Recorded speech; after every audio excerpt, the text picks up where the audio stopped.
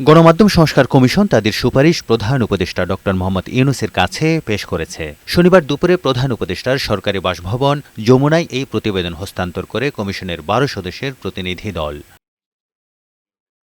পরে প্রতিবেদনে যে সকল সুপারিশ করা হয়েছে তা নিয়ে সংবাদ সম্মেলন করেন কমিশনের প্রধান কামাল আহমেদ। তিনি বলেন, এজেন্ডা বাস্তবায়নের হাতিয়ার হিসেবে গড়ে উঠেছে মিডিয়া। এতে কোনো জনস্বার্থ নেই। কোনো মালিক যাতে একটার বেশি মিডিয়া রাখতে না পারে এমন সুপারিশ করা হয়েছে প্রতিবেদনে।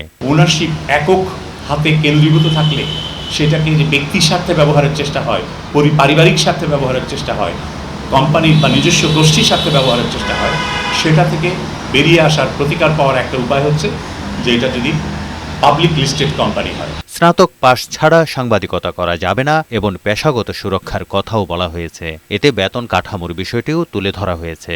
বিসিএস ক্যাডার সার্ভিসের ৯ম গ্রেডের যে বেতন স্কেল, সেই বেতন স্কেলের সাথে সঙ্গতি রেখে সাংবাদিকদের এন্ট্রি লেভেলের বেতনটা হতে হবে। সারা দেশেই এটা হতে হবে।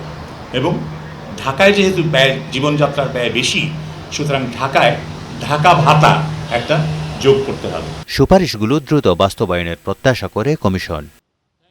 তারেক শিকদার, বৈশাখী সংবাদ, ঢাকা।